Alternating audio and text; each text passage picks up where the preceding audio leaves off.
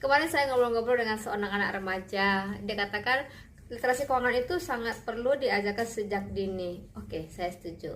Sejak dininya itu bagaimana? Nah, oh ya, sejak sedini mungkin, misalnya sejak SD gitu. Caranya saya katakan, oh bisa, misalnya contohnya dia harus kasih uang jajan, nanti dia seminggu gitu ya. Terserah dia mau jajan apa, pokoknya itu untuk seminggu. Mungkin betul juga, tapi kalau saya sih saya nggak setuju anak saya waktu kalau katakanlah masih SD itu kasih jajan ya. Kenapa? Kalau saya sih pengalaman, anak saya nggak punya uang jajan karena saya selalu memberikannya kan bekal ya, karena saya pikir kantin di sekolah mereka itu kurang bersih lah gitu ya. Satu ya, karena saya udah survei juga, kemudian kurang sehat ya, makanannya juga banyak kan yang ya gitulah, maksudnya ya nutrisinya kurang baik lah. Jadi saya pikir kurang bersih, kurang sehat, kurang murah.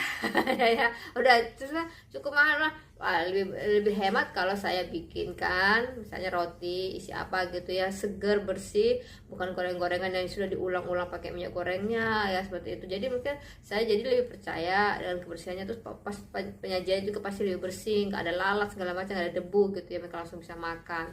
Nah jadi memberikan uang jajan untuk menumbuhkan literasi keuangan anak itu menurut saya kurang tepat ya.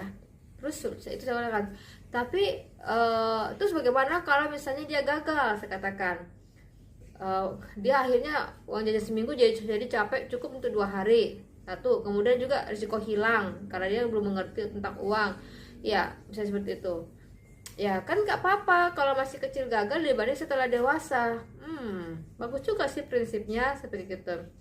Sama seperti orang tua ya, dia katakan, sama seperti orang tua yang mengajarkan anaknya keterampilan hidup seperti menyapu, cuci piring, cuci pakaian, menyetrika. Itu kan untuk keterampilan hidup.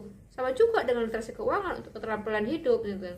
Iya, tapi kan risiko gagal menyapu tidak seperti risiko gagal memanage keuangan, saya katakan seperti itu.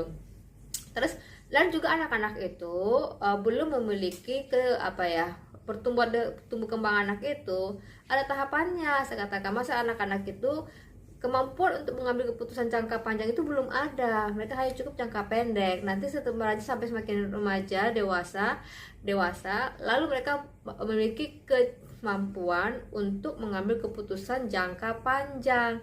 Di situ kita mulai ajarkan tantangan-tantangan untuk jangka panjang, saya katakan gitu. Jadi sebenarnya literasi keuangan untuk anak kecil itu bukan memberikan uang, tapi mengajarkan mereka lebih dahulu bagaimana memiliki